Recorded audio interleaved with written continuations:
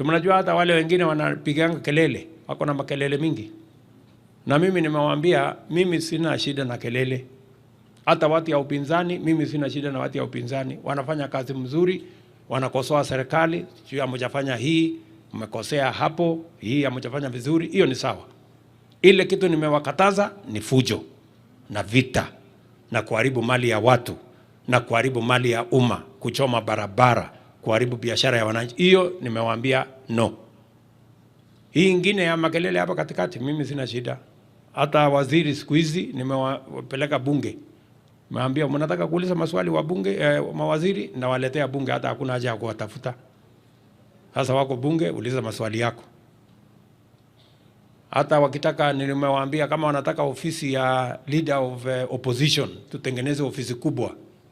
Mimi niko tayari tutengeneze ofisi kubwa hapo. Mtu ya opposition hako hapo, tumnunulie tarumbeta kubwa hapo kwa ofisi. Awe anatangaza asubuhi, serikali imekosa mali fulani. Lunch time, serikali imekosa mali fulani. Jioni, serikali imekosa hii. Hiyo shida gani iko?